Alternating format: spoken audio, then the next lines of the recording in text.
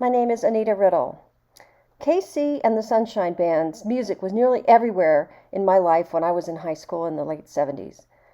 My vivid memories include disco dancing with friends at lunchtime, dressing up in disco clothes on Friday nights, and really annoying my parents with the repetitive, risque lyrics. To be honest, the lyrics of KC and the Sunshine Band did not offend me, nor do I remember complaints by my mostly conservative friends in high school. Nonetheless, the dance tunes were so catchy that we just danced and sang and really did not care what we were saying. The music of KC and the Sunshine Band motivated us to dance. We smiled a lot while dancing. I still feel that way when I hear this music. I know now that one of the keys to this band's success was the introduction of very simple, very repetitive, risque lyrics to the new disco sound, which was rocking the rhythm and blues charts in the 1970s. Hence the KC in the band's name. KC was born in Hialeah, Florida in 1951. He was exposed to rhythm and blues as a child by his parents and friends. In the early 70s, the very enthusiastic KC got a job at a record store. He also hung around a music recording studio in Florida, sweeping their warehouse. At age 22, KC formed KC and the Sunshine Band. After a few months, he finally got a chance to actually record music at the TK Recording Studios in Miami. And after just a year, in 1974, KC and the Sunshine Band had their first hit, Blow Your Whistle. It reached the top 15 in the U.S. Rhythm and Blues chart. We'll hear some of the band's #1 hits from the 70s and understand why this band was so successful. KC and the Sunshine Band have had 41 hits between 1974 and 2019. KC and the Sunshine Band has also won many awards, including a Grammy Award for Album of the Year, Producer of the Year, American Music Award for Best R&B Artist. Harry Casey even has a star on the Hollywood Walk of Fame. I still enjoy disco music of KC and the Sunshine Band. Most songs are upbeat, a lot of them are in major key, they have a dance beat and really easy lyrics. Their music makes me get up and dance. I like disco, I like the bell bottoms, and I really like the bling. Disco is a genre of music developed in the early 70s by the baby boomer generation in the United States. Musicians were principally of minority backgrounds and from urban areas of New York and Philadelphia.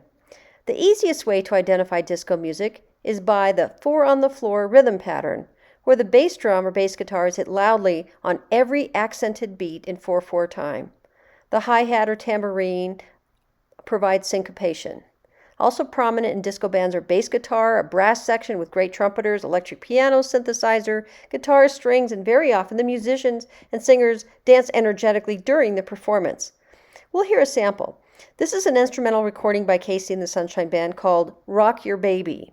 It was created almost by accident when KC found a rhythm machine attached to an organ in the recording studio and he just started playing. His partner, Richard Finch, put some drums and a bass part in it. This is a 1974 piece that started a dance craze. It was a hit song that some consider to be the seminal disco song.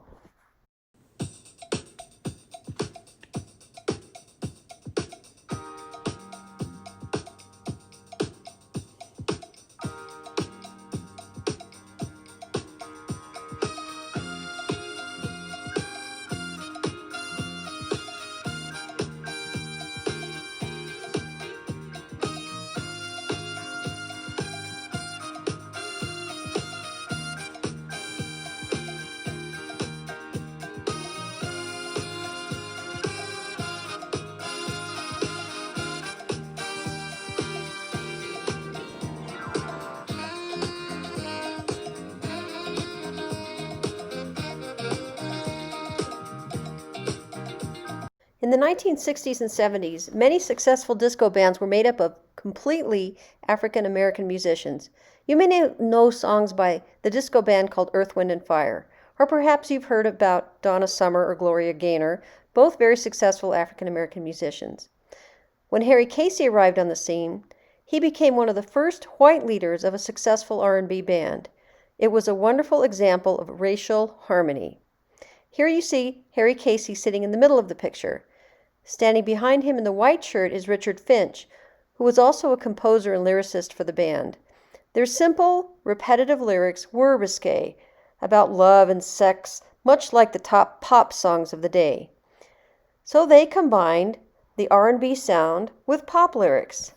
And that was their main key to their rapid success, the synergetic combination of R&B music to pop-style lyrics. Next, I'll deconstruct one of Casey and the Sunshine Band's biggest hits. A good example of the risque, repetitive lyrics to a standard disco 4/4 beat is the 1975 hit song, That's the Way I Like It. Uh-huh, uh-huh. It hit number 1 on the U.S. R&B chart, number 1 on the U.S. pop chart, number 18 on the dance chart, number 1 in Canada, and number 4 in the UK. And it was also in the top 100 pop charts in other countries in Europe too. Note that the utterance, uh-huh, happens a whopping 84 times in this song. Harry Casey admitted in an interview that the uh-huh was originally written as another vowel uttered while in the sex act, but then he changed it to more everyday words so everyone could sing it often. Let's listen for a few seconds. The form of verse and chorus with one transition section was very standard for this band.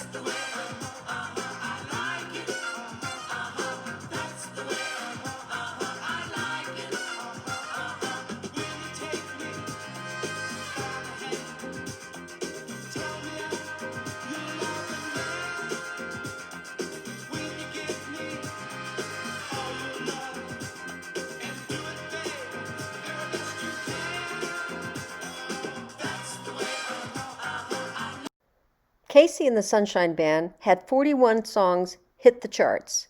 This table shows those songs that were the most successful. They had 4 number 1 hits in a span of 3 years in the Americas. A few high school girlfriends and I went to Phoenix, Arizona on a road trip in 1979 to see Casey and the Sunshine Band. We were seniors in high school. We were on top of the world at that concert, front row. Casey handed me a carnation between songs. I think I kept that flower for years. I remember the screaming, crazy young girls. I was one of them. Let's break down another one of Casey's top songs.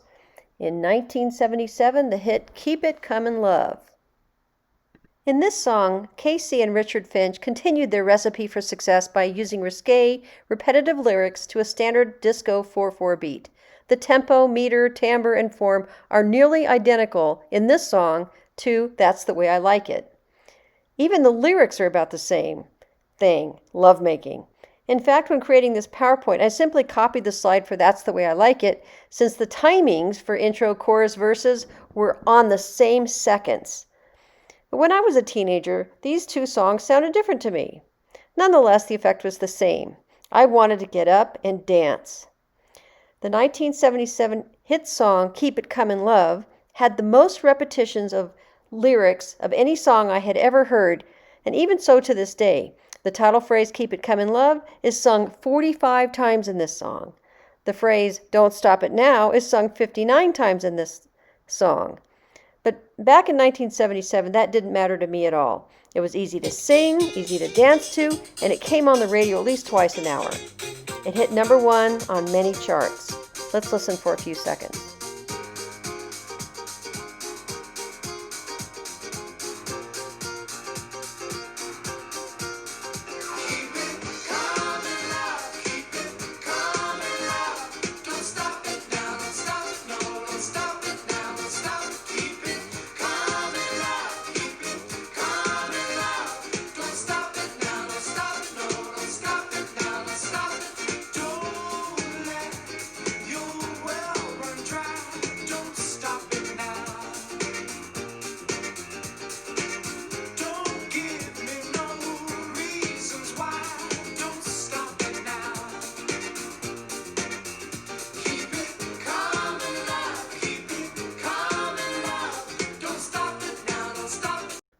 Casey and the Sunshine Band, better than any other band at the time, blended pop, R&B, funk, Latin, and soul music. They called it Sunshine Sound. In an interview, Casey says he always wanted to do something that would make people forget about their problems and be happy. He said, I always loved music and was fortunate enough to grow up in a multi-ethnic area that exposed me to a lot of different cultures and music, from pop to reggae to Latin. He was inspired by Aretha Franklin and Motown music. They've sold 75 million records. They have 31 gold and platinum records. As baby boomers grew up, they started settling down with families, had careers, and went to college, and they didn't go out to discotheques as much. And music changed. Disco gave way to new wave, dance pop, heavy metal, country music, and hip hop.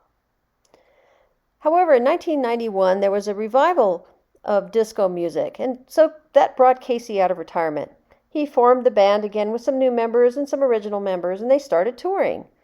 I got to see Casey and the Sunshine Band again at the Texas State Fair in 1997.